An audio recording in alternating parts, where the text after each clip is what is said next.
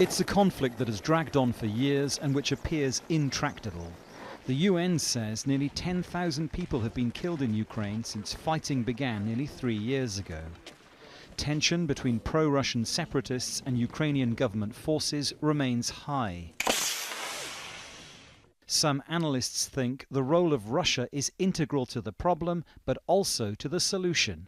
I always thought that eventually Russia would want to find a resolution of the situation in the east of Ukraine, because it has a very strong interest, first on the lifting of sanctions by the United States and the European Union, and second, it is very keen that Western countries recognize its presence in Crimea.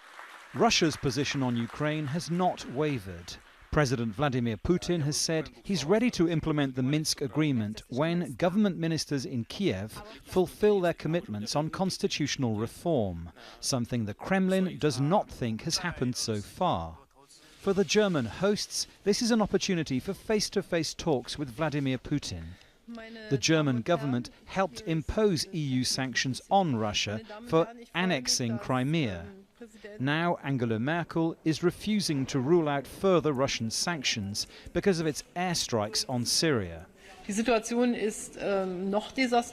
humanitarian situation there has become even more catastrophic, and this has clearly been caused by Syrian and Russian bombardments on helpless people, hospitals, doctors. We will bring this up.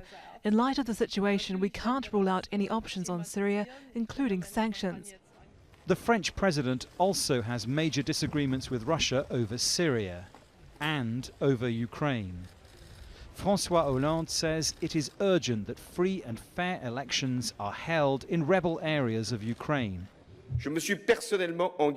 I became personally involved along with Chancellor Merkel in the Normandy format, seeking to secure a diplomatic solution at the Minsk Accords. But progress is too slow. We need to move forward to allow elections to take place in eastern Ukraine as quickly as possible.